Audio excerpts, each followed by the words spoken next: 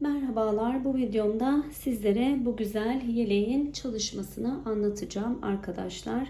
Yeleğim tığ işi ve ben açıkçası unisex bir model olduğunu düşünüyorum. Yani hem erkekler için hem de kız çocukları için çok rahatlıkla örülebilecek bir model diye düşünüyorum. Ben kız çocuğunu düşünerek yaptım çünkü düğmelerimi o şekilde ayarladım. Erkek çocuğuna yaparken düğmelerinizi nasıl ayarlayacaksınız? Zaten bunu size videomda anlatacağım. Yeleğim 4-5 yaşa uygundur arkadaşlar. Görmüş olduğunuz gibi burası ön kısmı, burası da arka kısmı. Aynı zamanda şunu da söyleyebilirim. Yeleğimi bir hırkaya da uyarlayabilirsiniz.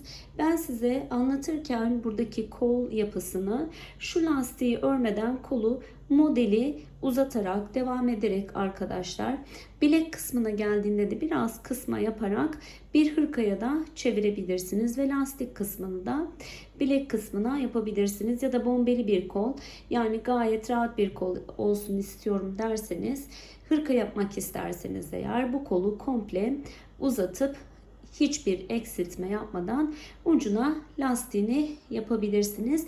Belki lastik kısmında ben zaten size burada nasıl daraltma yaptığımızı açıklayacağım. Çünkü bu modelde de burası biraz geniş oluyor arkadaşlar. Biz lastikle topladık. Bilek kısmında bunu biraz daha toplarsınız. Benim anlattığımdan biraz daha sık bir şekilde toplama yaparsanız bilek kısmında toplar ve çok da güzel bir hırka çıkar ortaya. Şimdi ben size ölçülerini vermek istiyorum. Videomda da detaylı vereceğim ama şöyle yine vereyim. Bitmiş hali omuzdan en yukarıdan aşağıya kadar tam 40 santim. Kol altından diğer kol altına da genişliğimiz arkadaşlar tam 33 santim. Evet, dediğim gibi 4 ya da 5 yaşa uygun olarak örüldü. Şimdi sizler de hazırsanız bu güzel yeleğin anlatımına başlayalım. Arkadaşlar, modelim için mürdüm rengi bir ip kullanacağım. Tam olarak rengin numarasını veremiyorum çünkü önceden kalma bir ipti elimde ve kağıdı da bu yüzden yoktu. Bir bebe ipi arkadaşlar. Tığ numarası olarak da 4 milim bir tığ kullanacağım. 4 tane de böyle ilmek ayracımızın olmasının gerekiyor. Modelimize başlarken yakadan başlıyoruz. Biraz farklı bir başlama olacak. Şöyle 1, 2, 3 zincir çekiyoruz. 3 zincir çektikten sonra bir dolayıp ilk zincirin içine bir tane ikili trabzan yapıyoruz. Bu böyle bizim birinci yuvamız oluyor. 1, 2, 3 zincir çektim. İlk trabzanı zincire yine ikili trabzan yapıyorum. Böylelikle ikinci yuvamı yapmış oldum. 1, 2, 3 zincir çekiyorum. İpimi tığıma doladım ve ilk zincirime yine bir ikili trabzan yapıyorum. 3 yuva. 1, 2, 3 zincir çektim. İlkine bir yuva daha yaptım. Oldu 4 yuva. 1, 2, 3. Evet, ilkine ikili trabzan yapıyorum. 5 tane yuvamız oldu. 1, 2, 3. İlk zincire yine bir tane ikili trabzan yapıyorum. Şu anda bakın 1, 2, 3, 4, 5, 6 tane yuvamız oldu. Bu yuvalarımız şu şekilde. Bunlardan 24 adet yapalım. Toplam 24 yuva elde edelim. 24 tane yuva yaptıktan sonra 2 zincir çekiyoruz. 2 zincir çekip bir tane tığıma doluyorum ve yuvanın içerisine bir yarım trabzan yapıyorum. Tekrar bir tane doluyorum. Yuvanın içerisine bir yarım trabzan daha yapıyorum. 2 zincir çekiyorum. Aynı yere yarım trabzan yapıyorum. Yarım trabzanı bilmeyen arkadaşlar için hepsini şu şekilde birlikte çekmektir. Tekrar bir yarım trabzan daha yaptım. Şimdi hiç zincir çekmeden hemen yan yuvaya geçiyorum. Bir yarım trabzan yapıyorum. Bir tane daha yarım trabzan yapıp 2 zincir çekiyorum ve aynı yere 2 adet daha yarım trabzan yapıyorum. Şimdi hiç zincir çekmeden yan tarafa geliyorum. Bir yarım trabzan yapıyorum. Bir tane daha yarım trabzan yapıyorum. 2 zincir çekiyorum. Aynı yere bir yarım trabzan daha ve bir yarım trabzan daha. Modelimiz yarım trabzanlardan oluşuyor ve 4. yuvaya geliyorum. Yuvalar arası geçiş yaparken kesinlikle zincir çekmiyoruz. 2 zincir çektim. Aynı yere 2 trabzan ve 2 tane yarım trabzan, özür dilerim. Şöyle 2 tane yarım trabzan yaptım. Arkadaşlar 1 2 3, bakın 1 2 3. Bu 3 tane motif ön için, 4. yaptığım ise arttırmalar için. Ayracımı oraya taktım. Şimdi kol kısmındayız. Yarım trabzan, bir yarım trabzan daha ve 2 zincir. Aynı yere yine 2 tane yarım trabzan yapıyorum. 1 2. Yana geçtim, yan yuvaya 2 tane yarım trabzan, 2 zincir çekiyorum. Aynı yere 2 tane daha yarım trabzan yapıyorum. 2 yarım trabzan, 2 zincir çekiyorum ve aynı yere 2 tane daha yarım trabzan. Yan yuvaya geçtim. 2 tane yarım trabzan, 2 zincir çekiyorum. Aynı yere 2 tane daha trabzan. Yarım trabzan tabii ki. Bakalım şimdi 1 2 3 4 tane arttırma yerinden sonra 4 motif yaptık. Şimdi 5.'yi yapacağız. Burası da diğer arttırma yerimiz olacak. 2 1 2 1 2. Evet, buraya da yine ayracımı takıyorum. Yani kollarda 4'er motif, önlerde ise 3 motif olacak. Şimdi arka kısımdayım. Arka kısmımız için 6 motif yapacağız.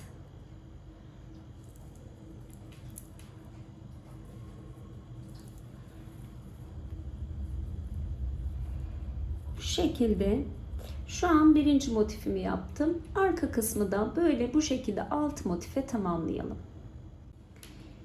1 2 3 4 5 6 tane motif yaptım. 7.'yi de yapıp buraya ilmek belirleyicimi takıyorum 7. motife, ama arkada 6 tane motifim var. Şimdi arkadaşlar yine kol kısmındayım. Yani kola 4 tane ayırmıştık. Kol kısmında 4 tane motifi yapacağım. Sonra bir tane artırma kısmı için yapacağım. Yani 5 ve 5.'ye ayracımı takacağım.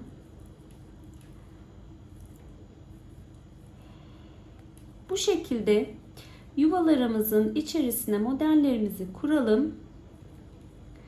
Ayracımızı da en sondan birlikte takarız. Sonuna kadar, sıra sonuna kadar hepsine modelimizi kuralım. Sıramı tamamladım. Kol evine de 1, 2, 3, 4 model verdikten sonra 5. modelimize ayracımızı taktık. Şimdi son modeli yaptıktan sonra arkadaşlar bir tane ilmek ip doluyorum ve sonuncu trabzanımın, zincirimin olduğu yere bir yarım trabzan daha yapıyorum. Son zincirime bir yarım trabzan yapıyorum. 1 2 zincir çekip dönüyorum.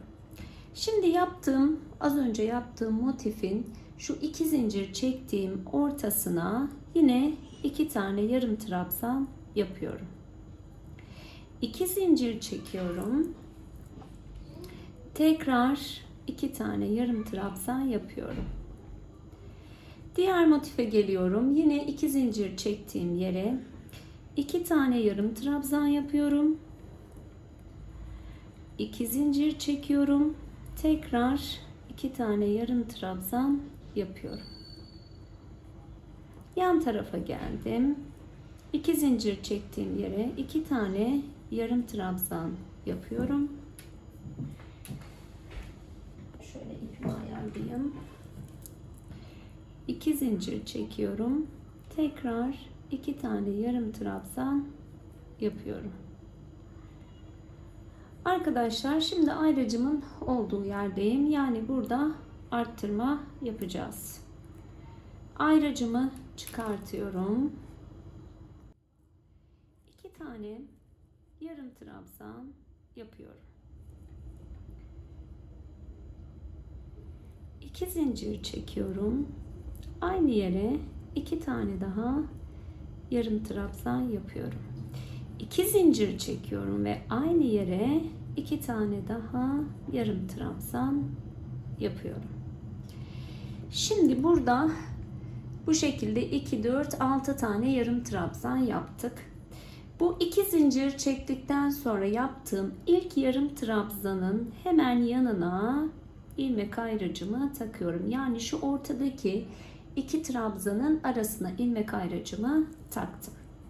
Şimdi devam ediyorum. Kola geldim. Model aynı şekilde devam ediyor. 2 tane yarım trabzan, 2 zincir ve 2 yarım trabzan. 2 tane yarım trabzan,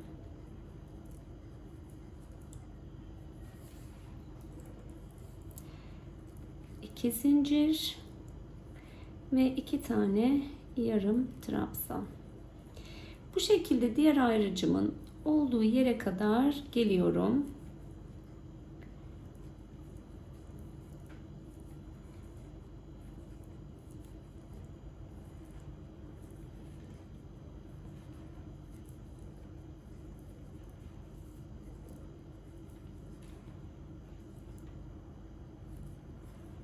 Şimdi ayracımın olduğu yerdeyim. Yani burada arttırma yapacağız.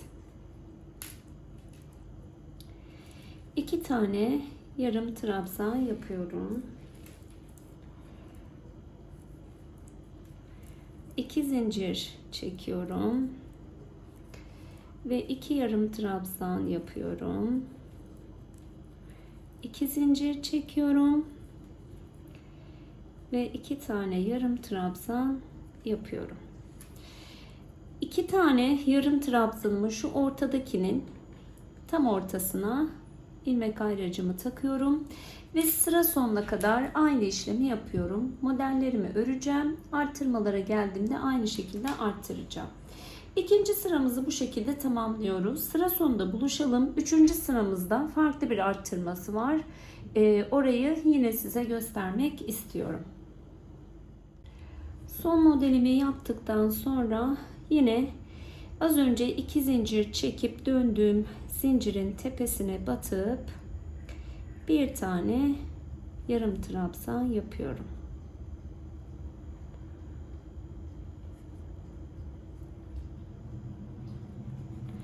Yine 2 zincir çekiyorum ve 3. sırama geçiyorum.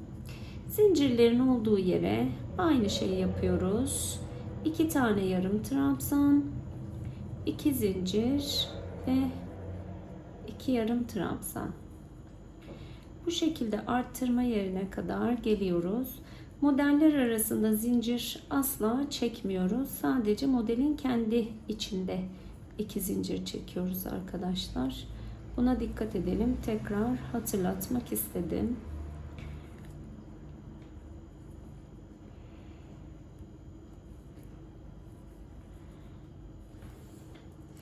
Şimdi arttırmamın olduğu yere geldim.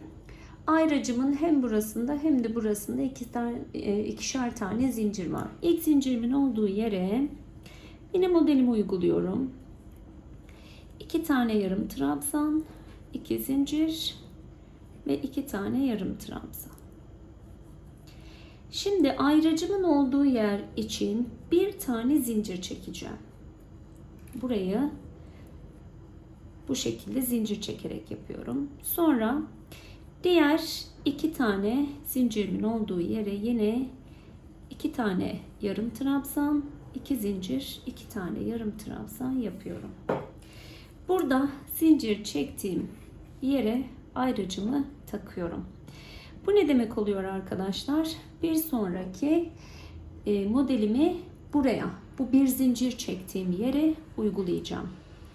Şimdi devam edelim. 2 zincir, 2 yarım trabzan şeklinde.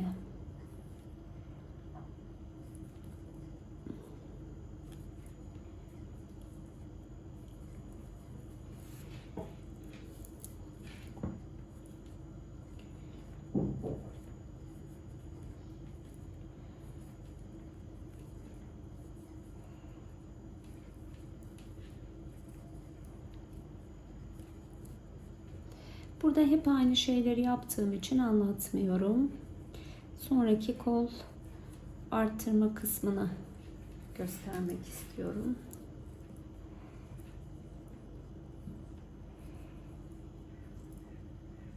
Evet, yine arttırmamın olduğu yerdeyim. 2 zincirimin olduğu yere 2 tane yarım trabzan, 2 zincir ve tekrar 2 tane yarım trabzan yapıyorum. Bir sonraki sıranın arttırması için bir zincir çektim ve tekrar 2 yarım trabzan, 2 zincir ve 2 yarım trabzan. Tek zincir çektiğim yere ayrıcımı takıyorum arkadaşlar. Ve bu sıramı da bu şekilde tamamlıyorum. Şimdi burada yine modelimizi örmeye devam edeceğiz. Ayrıcımızın olduğu yere geldiğinde buraya aynı modeli kurup araya bir zincir çekip sonra buraya modelimizi kuracağız. Sıra sonuna geldiğimizde de arkadaşlar burada bakın az önce 2 zincir çektiğim yerin şu tepesine yine yarım trabzan yaparak 2 zincir çekip öyle döneceğiz. Sonraki arttırma yerine gelene kadar bu şekilde örelim. Arttırma yerinde buluşalım. Sıramın sonuna geldim arkadaşlar. Burayı tekrar göstermek istiyorum. Burada zincirin tepe kısmına bir yarım trabzan yapıp burayı kesinlikle unutmuyoruz. Sonra 2 zincir çekip dönüyoruz. Şimdi artırma kısmına gelene kadar yine modelimizi uygulayalım.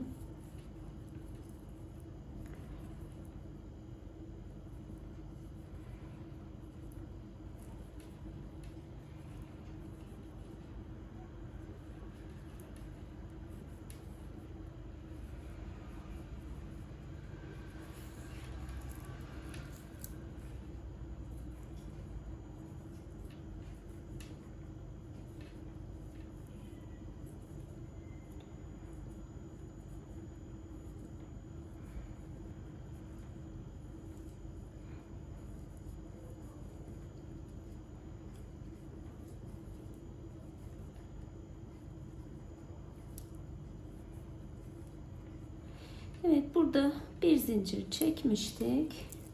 Bu bir zincirin olduğu yerine model uygulayacağım arkadaşlar.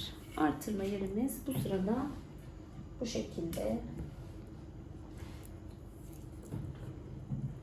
2 zincir çekiyorum. Ve bunun tepesine ayrıcımı takıyorum. Aslında başa dönmüş olduk. Şöyle bir takayım.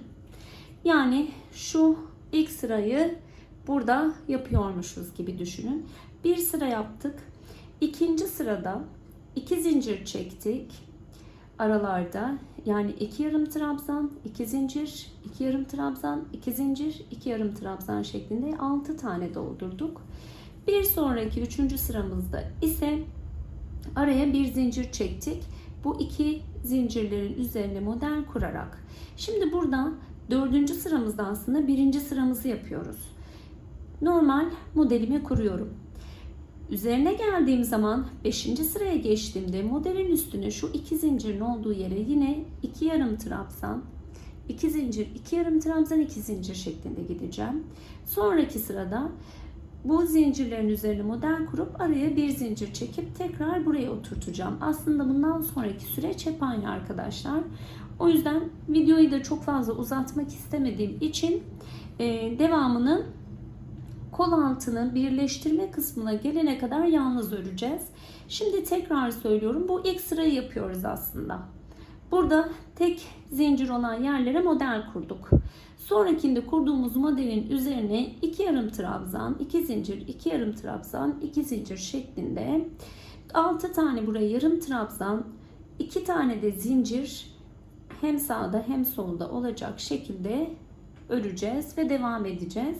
Bundan sonra araya bir zincir, bir önceki sırada yaptığımız arttırma şeklini yapacağız arkadaşlar. Bu şekilde istediğimiz kol altı uzunluğuna gelene kadar arttırarak örmeye devam edelim. Oraya geldiğinde buluşalım. Arkadaşlar ben kol altına kadar ördüm. Şöyle boyunu da size söyleyeyim kaç santim ördüğümü. Tam 14 santim ördüm. Şimdi kollarını sizlerle birlikte birleştireceğiz. İlk olarak ilk ayrıcımın olduğu yere kadar örmeye devam ediyorum. 2 zincir çektim. Dönüyorum. Ve modelimi uygulamaya başlıyorum.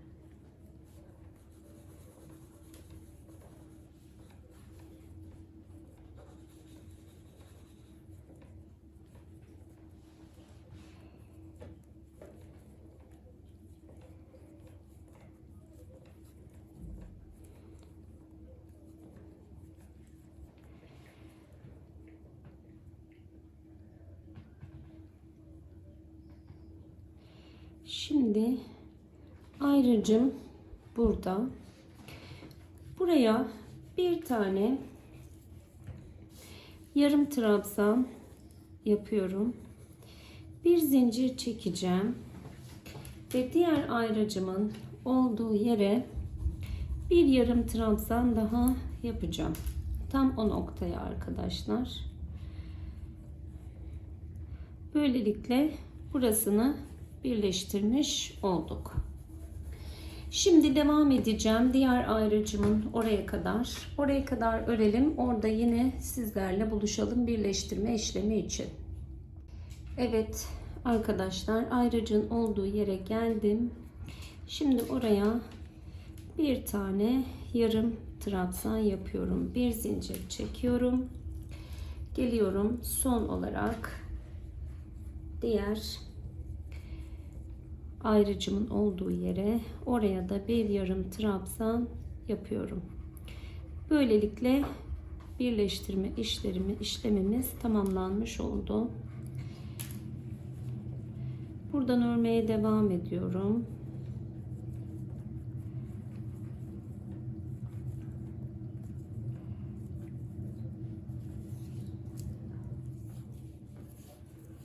Şunu ayarlayayım biraz. biraz.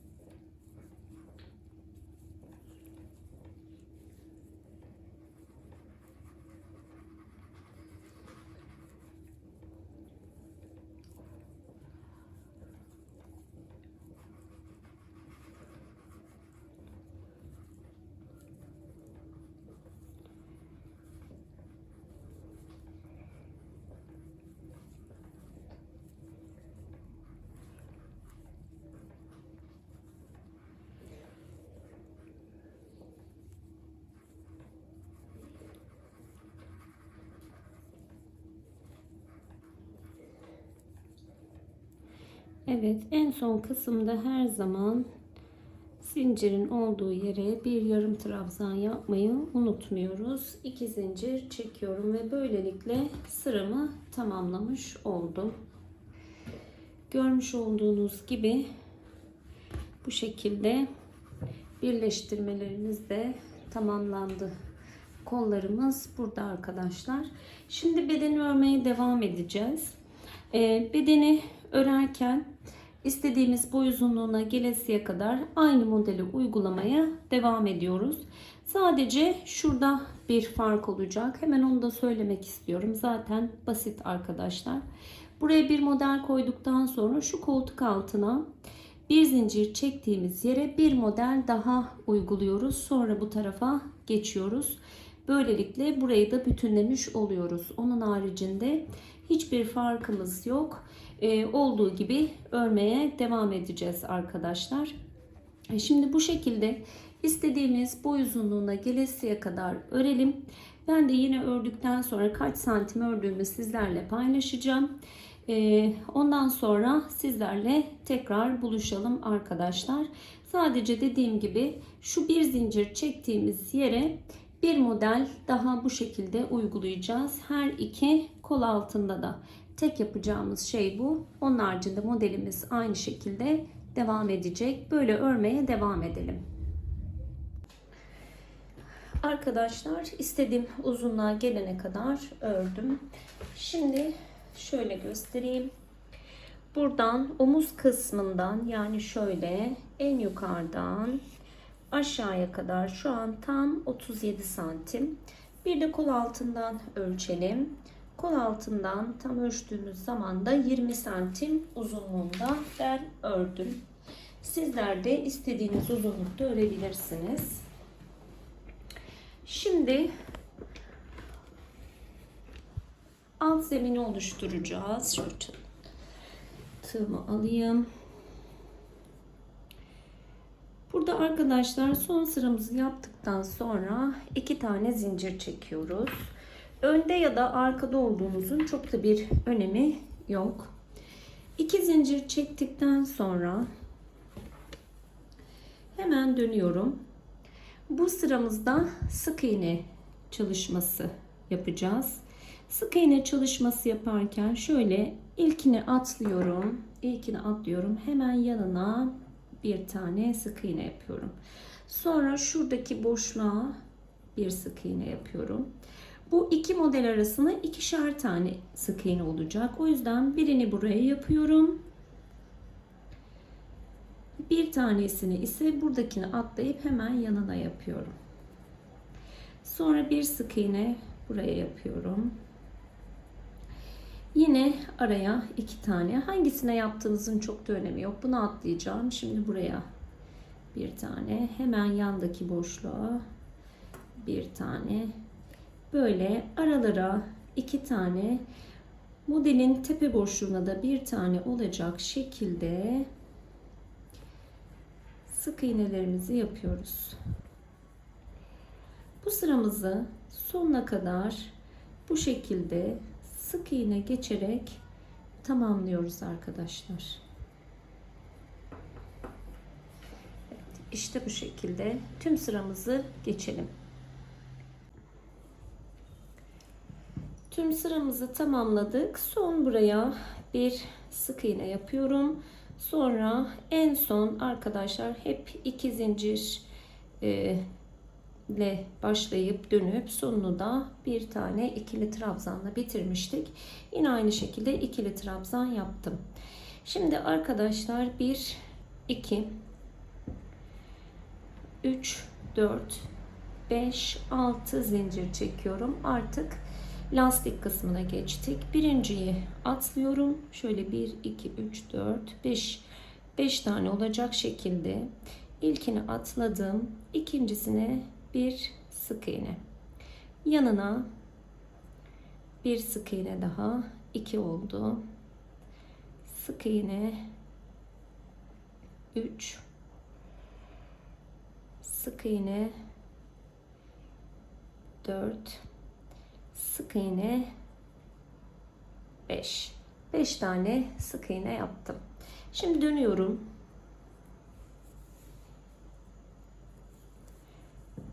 Bu kısmı buraya ekleme yapacağız. Birinciye şöyle kaydırma yöntemiyle ekledim. Bir tane daha kaydırma yöntemiyle geliyorum ve tekrar bir zincir çekip dönüyorum. Şöyle. Ve üzerine yine 5 tane sık iğne yapacağım. Kaydırma yöntemiyle geldiklerimi asla saymıyorum. Hatta şuradan zincir de alayım. Zincir çekmeden dönelim. İlk olarak burası. Bu sefer arka kısımlarını alıyorum. Başakların arka kısımlarına sık iğne. 1. Arka kısma sık iğne. 2. Arka kısma sık iğne. 3. Arka kısma sık iğne. 4 ve tekrar son olarak arka kısma sık iğne 5. Yine burada bir zincir çekip dönüyorum. Tekrar arka kısımlarına sık iğne yapıyorum. 1. Başakların hep arka kısmına çalışıyorum. 2. Yana geldim. Arka kısma bir sık iğne. 3. Yana geldim. Arka kısma bir sık iğne. 4. Yana geldim. Arka kısma bir sık iğne. 5. Ve şimdi buraya bağlayacağım. Birincisine kaydırma yöntemiyle bağladım. İkincisine tekrar geldim. Kaydırma yöntemiyle bağladım ve yine dönüyorum. Bu kadar basit arkadaşlar. Lastik kısmımızda hep arka kısımlara çalışacağız. Kaydırma yöntemi yaptıklarımızın üzerine yapmıyoruz. Onları atlıyoruz. 2 5 tane olacak. 3 4 5 sık iğne yaptım. Burada bir zincir çekiyorum ve hemen dönüyorum. Döndükten sonra yine arka kısımlara 1 şöyle atladım burada. En başından başlıyoruz. 1 2 3 4 ve 5. Beşinciyi yaptıktan sonra hemen buraya kaydırma yöntemiyle ekledim. Tekrar kaydırma yöntemi yaptım ve yine dönüyorum arkadaşlar. Tekrar gösterelim. Döndüm. Kaydırma yöntemiyle yaptıklarımı atlayıp arka taraflardan başakları alıp 5 tane sık iğne yapıyorum. 3 4 ve 5. Bir zincir çekip örmeye devam ediyorum. Şöyle bir zincir çektim. Hemen yine arka başaklardan daha ilkinden başlıyoruz. 1 2, 3, 4 ve 5. Beşinciyi yaptık. Sıradaki sık iğnemin az önce geçtiğim sık iğneme kaydırma yöntemiyle birinciyi ekledim. Şöyle ikinciyi de ekledikten sonra dönüp üzerine tekrar devam ediyoruz lastik çalışmamızın. Bu şekilde sıra sonuna kadar tamamlayalım arkadaşlar. Yeleğimizin alt lastik kısmını tamamladım. Şimdi kolları yapacağız. Ben birinci kolumu bu şekilde yaptım, hazırladım arkadaşlar. Videom kısa sürsün diye. Şimdi ikinci kolu sizlerle birlikte yapacağız. Zaten birebir aynısı. Şöyle ipimi alıyorum. Buradan kol altından, kolun birleşim noktası, bakın tam şu ortasına sık iğne ile ipimi ekledim. Sonra geliyorum yan tarafa, bir sık iğne. Burada sık iğne sıralarımızı yaparken biraz azaltma yapacağız. Çünkü şu şekilde çok geniş. Bunun biraz toplanması gerekiyor. Şimdi benim ikinci sık iğnem oldu. Geliyorum yan tarafa, şu tepeye bir tane yaptım. 3. Şimdi mantığını hemen söyleyeceğim. Bir tane sık iğnemin üstüne 4. Şuradaki boşluğa atlıyorum. Şurada bakın motifim var. İkilinin üstüne bir tane yapıyorum. 5. Ortaya yaptım. 6. Yanına hemen yine modelimin 2 tane sık iğnenin üzerine yaptım. Bir sık iğne, 7. Şu ara boşluğu atlıyorum. Karşıya geliyorum. 8. Modelimin tam orta göbeğindeyim. 9. Modelin ikinci kanadındayım. Bir tane oraya sık iğne. 10. Ara boşluğu atladım. Modele geldim. 11. Orta göbeğe yapıyorum. 12. Modelin üstündeyim. 13. Araya atladım. Birleşim noktasına atladım. Modelin üzerindeyim. 14. Orta göbekteyim. 15. Hemen yan tarafa geldim. Modelin diğer kanadına 16. Atladım ara boşluğu. Modelin kanadına geldim. 17.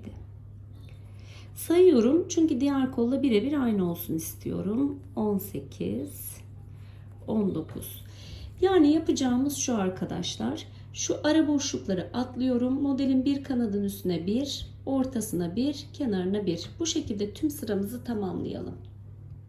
Arkadaşlar sıramı dolandığımda tam 45 tane sık iğnem oldu. Şu an ilk başlangıç noktama şöyle kaydırma yöntemiyle birleştiriyorum. Birleştirdikten sonra 1, 2, 3, 4, 5, 6 zincir çekiyorum. Yine belimizde yaptığımız gibi 5 tane sık iğne oluşturacağız şimdi. 1,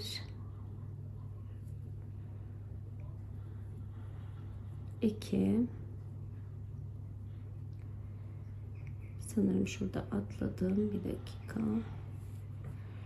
1, 2, 3, 4. Evet, şuraya atlamışım arkadaşlar. Hemen yanındakinden 1,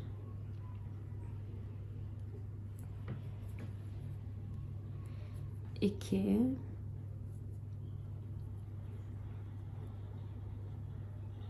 3, 4 ve 5. 5 tane yaptıktan sonra ne yapıyoruz? Hemen ilk sık iğnemi kaydırma yöntemiyle birleştirdim. Bir daha yan tarafa geldim kaydırma yöntemiyle ve dönüyorum arkadaşlar. Belde yaptığımın birebir aynısını yapıyorum. Şimdi 5 tane sık iğne oluşturacağım. Alt kanatlarımı alarak 1, 2, 3,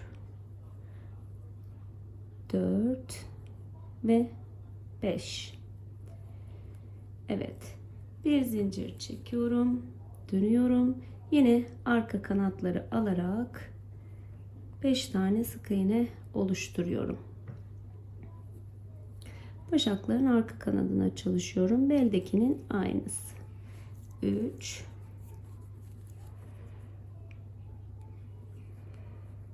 4 ve 5.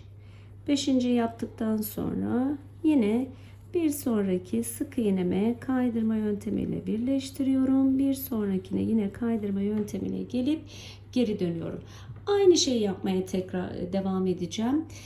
Tekrar olmaması açısından arkadaşlar bu kolu bu şekilde sonuna kadar gelelim. Son birleştirmesini birlikte yapalım. Arkadaşlar kolumu dolandım. Şimdi birleştireceğim. Bakın şurada yukarıya çıktım. Ve hemen şurası benim dış kısmım. Şöyle birleştirip tersini çeviriyorum. Bakın iç kısmına geri geliyorum. İç kısmına geri geldikten sonra ikisini birlikte örerek birleştirme yapacağım. Nasıl? Bir tane buradan alıyorum. Şöyle en alt zincirden herhangi bir kanadını yakalayıp kaydırma işlemiyle birleştirdim. Şimdi geliyorum ikinci kısma. Yine bunun bir tanesini alıyorum. Karşı tarafın başağını da bir tanesini alıp bir sık iğne ile birleştiriyorum. Buradan bir tane aldım. Karşı tarafın sık iğnesi başağının bir tarafını aldım. Birleştirdim. Buradan yine bir tane aldım. Bakın karşılıklı olarak sık iğne ile birleştiriyorum. Şimdi sıradakini aldım. Karşıdan da bir tane aldım ve birleştirdim. Şuradan da son bir tane bakalım. Şöyle arası boş kalmasın diye şu son ilk zincirimin tepesinden giriyorum. Karşı taraftan da hemen son başağın yanındaki kısma evet şöyle tığımı geçirip bir tane de zincir çekip ipimi kesiyorum. Burada diğer ip var. İkisini birbirine bağlayalım. İlk başlangıç noktamızdaki ip şu şekilde. Sonra onları içine alıp temizleyeceğiz ve birleştirme noktamızda olmuş oldu. Şöyle de gösterelim. Evet. Kolumuz da topladı. Ve bu şekilde iki kolumuz da oluştu arkadaşlar. Burada dikkat etmeniz gereken nokta her iki kolunda eşit olması gerekiyor. Yani arkadaşlar 45 sık iğne dolandım ben. Bu tarafa da 45 sık iğne dolandım. İkisinin de eşit olmasına önem gösterin ki aynı kol uzunluklarına sahip olsunlar. Yoksa ikisi birbirinden farklı olur. Şimdi son kısım yaka ve ön çalışmamızdayız. Yakası için arkadaşlar yine tığıma ipimi aldım. Şurada en başlangıç noktasına en tepeye ekliyorum. Bakın buraya. 1 2 3 4 zincir çekiyorum. 4 zincir çektikten sonra 3 tane sık iğne yapacağım. 1 zincirin üzerine 2 3 yakayı sık iğne dolanmadan tamamlayacağız arkadaşlar. 3 tane sık iğne yaptım. Şimdi yakada eklemeye başlıyorum. Bir tane kaydırma yöntemiyle ekledim. Bir tane de yana ekledim. Hemen dönüyorum. Hiç zincir çekmeden. 1 2 3. Yani kolumuza ve bel kısmımıza yaptığımızın aynısını yapıyoruz. Buradan dönerken bir tane zincir çekiyorum. Geliyorum. Yine 3 tane sık iğne yapıyorum. 1 2 ve 3. Üçüncüsünü yaptıktan sonra bu sefer şöyle çok fazla yakanın açık olmasını istemiyorum. Buradaki boşluğa ekleyeceğim. Sonra hemen yan tarafa kaydırma yöntemiyle ekleyip döneceğim. Döndükten sonra yine 3 tane sık iğne yapıyorum. 1 2 ve 3. Bir zincir çektim. Arkaya döndüm ve 3 tane sık iğne yapıyorum. 1 2 ve 3. Tekrar ekleyeceğim. Buraya ekliyorum ve yanına ekliyorum, dönüyorum. Kaydırma yöntemiyle ekliyorum.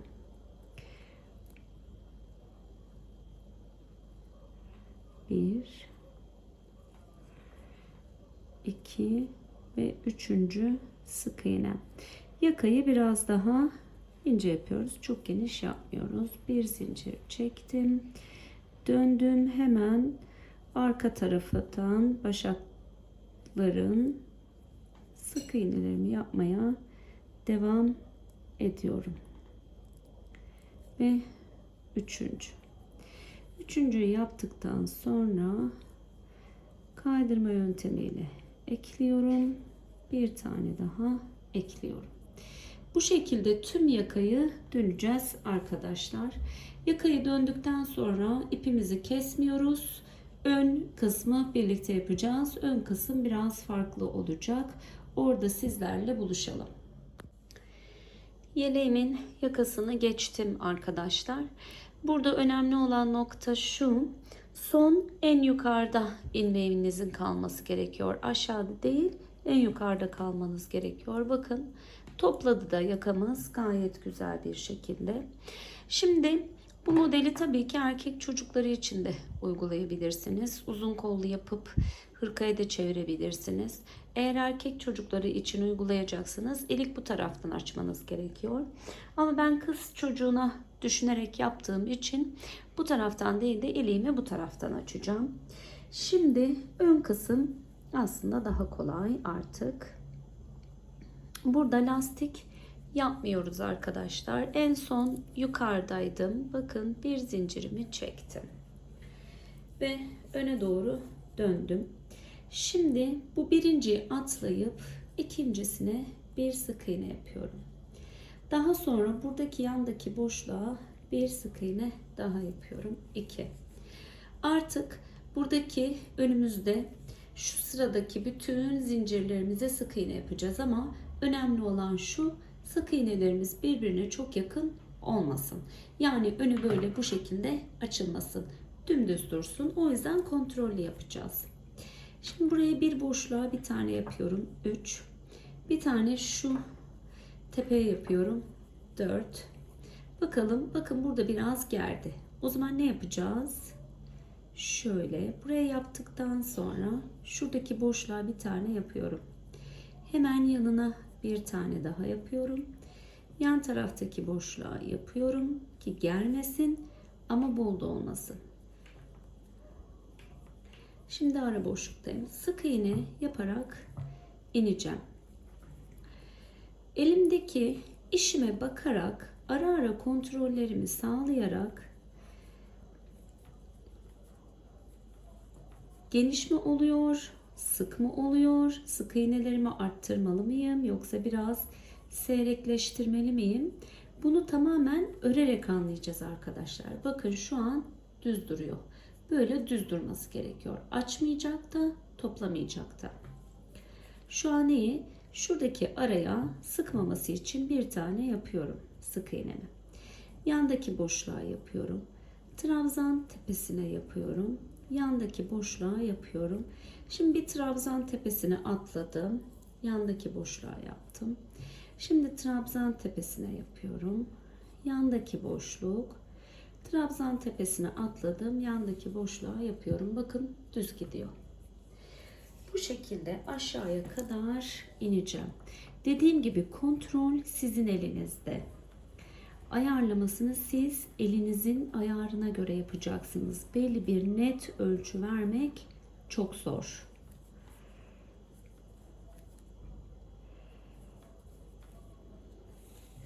Yine bakıyorum. Gayet düzgün gidiyor.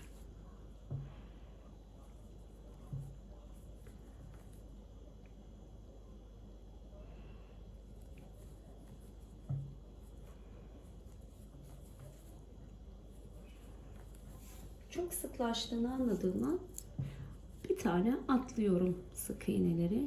Bu şekilde yapıyorum.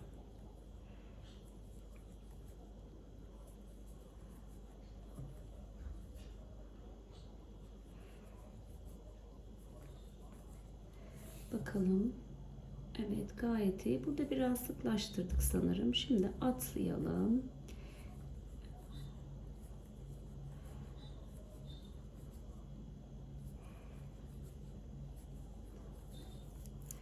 Şimdi lastiğimizin olduğu yerdeyiz. Burayı da buraya atladım. Şöyle. Buradan iki başağı birden alacağım. Ona dikkat edelim bakın. Bir sık iğne, bir tanesini atlayacağım. İki sık iğne. Sadece bir tanesini atlıyorum. Burada devam edeceğim. 3 ve 4. Bir tane zincir çektim. Şöyle bir kontrolümü yapayım. Bakın gayet düz. Ne gevşeme ne de sık olma durumu var. Bir tane zincir çektikten sonra geriye dönüyorum. İlkini atlayıp ikincisine sık iğne. Artık her sık iğnenin üzerine normal sık iğne yapıyorum arkadaşlar. Bu sırayı bu şekilde tamamlayacağız. Her sıramızın üzerine sık iğnemizin üzerine sık iğne yapacağız.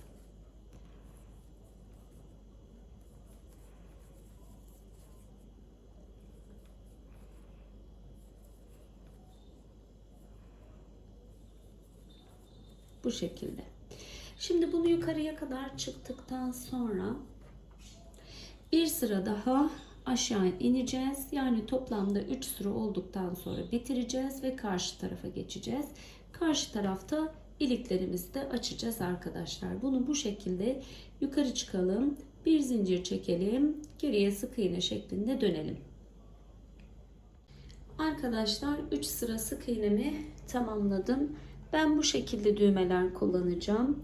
Şöyle ilkini en yukarıya ya da şöyle biraz yukarıdan yakanın şu 3 sık iğne hizasından aşağıya hemen bitiş noktasına bir tanesine.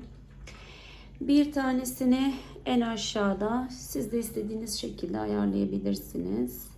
Şu lastiğin tam ortasına gelecek şekilde 2 3 4 hatta 4 tane de yeter mi bir bakalım. Biraz daha sık yapalım. 5 tane olsun. Güzel olsun. Bu şekilde 5 tane yerlerini ayarlayarak yapacağım. Şimdi ilk olarak bu ön taraftan nasıl sık iğne yaptıysak buradan da yine sık iğne oluşturacağız arkadaşlar.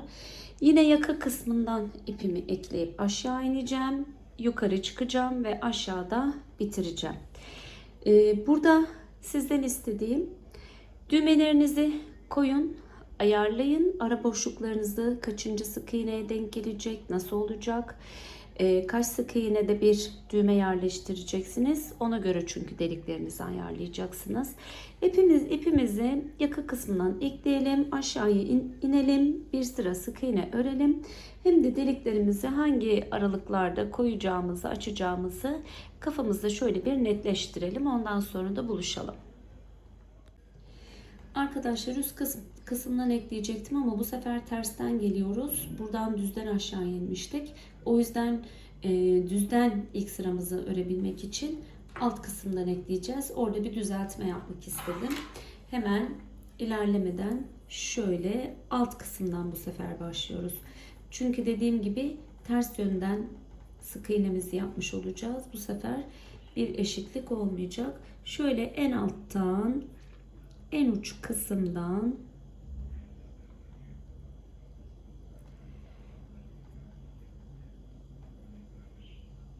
şuradan ipimi ekliyorum.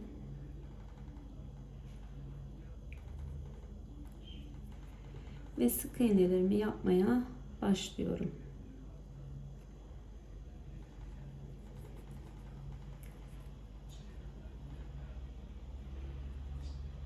Hemen yan tarafa şuradan ipimi de biraz yedireyim içeriye. Direkt yana geliyorum. 2, bir sonraki yan boşluğa geldim. 3. Bu şekilde sık iğnelerimizi en yukarı çıkalım. Dönerken iliklerimizi oluşturacağız. Arkadaşlar ilik yerime geldim. Yukarıya kadar sık iğnelerimi çıktım. Bir zincir çekip döndüm. 3 tane sık iğne yaptım. Şu yaka kısmını aşağıya indim. Aşağıya indiğim gibi bir tane ilik açacağım. 2 zincir çekiyorum. 2 zincir çektikten sonra zincirlerimi hatta biraz sıkı çekeceğim. Çünkü düğmelerim çok büyük değil. 2 zincir çektim. Birincisini atlıyorum. İkincisini bir sık iğne yapıyorum. Bakalım bu delikten düğmelerimiz rahat geçecek mi? Evet, gayet rahat geçiyor. Şimdi aşağıya doğru iniyorum. 1, 2, 3, 4, 5, 6, 7, 8, 9, 10. 10 tane sık iğne yaptıktan sonra 2 zincir çekiyorum. Yine bir tanesini atlayıp sık iğnemi kapatıyorum. Buradan rahatlıkla düğmelerimiz geçer. 1, 2, 3, 4, 5, 6, 7, 8, 9, 10. 10'uncuyu yaptım. 2 tane zincir çekiyorum. Bir atlıyorum. Yine bir sık iğne. 1, 2, 3, 4, 5, 6, 7, 8, 9, 10. 1, 2 zincir çektim. Bir atladım. Sık iğne. 1, 2, 3, 4, 5, 6, 7, 8, 9, 10. 1, 2, bir tane atladım. 1 ve ikinciyi de buraya hemen sık iğnemi eklediğim yere yapıyorum. Şöyle bir bakacağım. Şuraya bir tane daha tam düz durması için arkadaşlar şu köşeye bir sık iğne daha yapacağım. Biraz eklediğim yer. Bakayım. Hiç gerek yok. Tamam. Bu şekilde daha iyi. Hatta şöyle bir sık iğnemi geri alayım. Şu köşeye buraya eklediğimiz için ipimizi biraz da sıkı eklemişim. Şimdi daha düzgün oldu. Bir zincir çektim ve döndüm. Artık son sıramız. İlk açtığım yere bir tane sık iğne, hemen yanına bir tane, zaten orada bir sık iğne atlamıştık arkadaşlar. O yüzden iliğin içine bir tane sık iğne yapıyoruz. İliğimiz burada. Devam ediyorum. Sık iğnelerimin üzerine sık iğneler.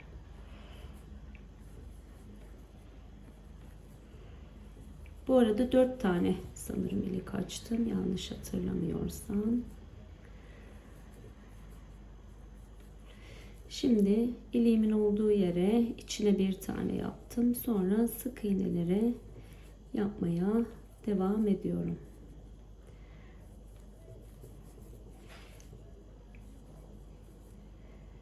Zincir çektiğimiz yere içine bir tane sık iğne yapıyoruz. Çünkü orada bir sık iğne atlamıştık. 2 tane doldurursak açma yapar arkadaşlar. 2 tane doldurmayacağız.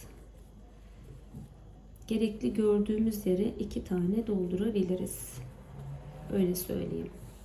Şöyle bir bakayım. Evet, burada bir doldurdum. Mesela burada biraz kar gibi oldu. 2 tane doldurdum. Hemen dengeledim. Yani bu sizin elinizde hemen ölçülebilir, ayarlanabilir bir şekilde.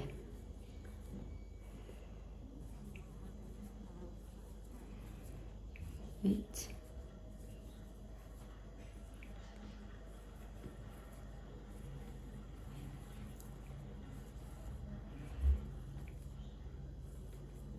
Buraya bir tane daha yapalım. Bakayım, bir ilik yerlerine 2 tane daha mı iyi oluyor? Evet, aslında ilik yerlerine 2 tane daha iyi oluyor arkadaşlar. Şöyle bir geri geleceğim. Bazen elimizde ayarlarken daha güzel anlaşılıyor. 1, 2. Evet, her ilik yerine birer tane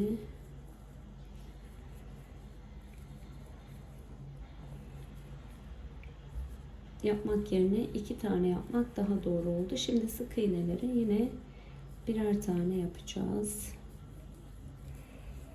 İlik yerine geldim. 1, 2.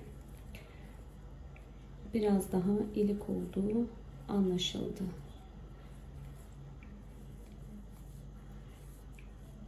Çok açma yaparsa aradaki sık iğnelerden eksiltebiliriz. Şöyle örerken bakalım nasıl olacak. Bazen arkadaşlar elinizde örerken bir şeyler dengeleniyor. Hesapladığınız gibi olmayabiliyor. Yine ilik yerime 2 tane sık iğne yaptım. Şimdi şöyle bir bakacağım. Gayet güzel açmadı. O yüzden aynı şekilde devam ediyorum.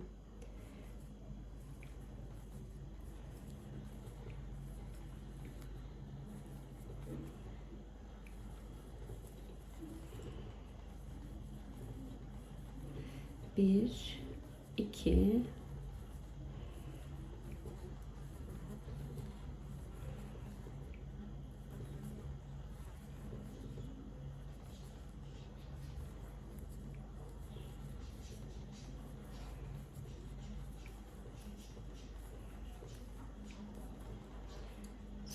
son artık ilikteyim. 1, 2,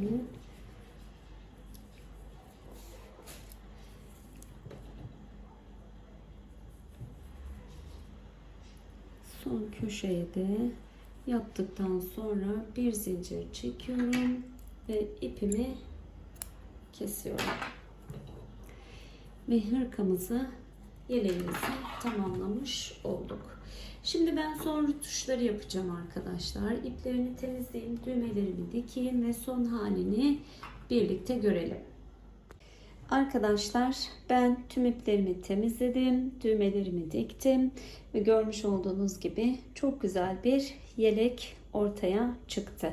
Eğer siz de beğendiyseniz modelimi, anlatım tarzımı lütfen beğeni tuşuna basmayı unutmayın. Yorumlarınızı muhakkak bekliyorum. Kanalıma hala abone olmadıysanız ücretsiz bir şekilde abone olabilirsiniz. Yaptığınız her yorum ya da beğeni, bunlara hepsi tamamen ücretsizdir arkadaşlar. Bir sonraki çalışmamızda görüşmek üzere. Kendinize iyi bakın. Hoşça kalın.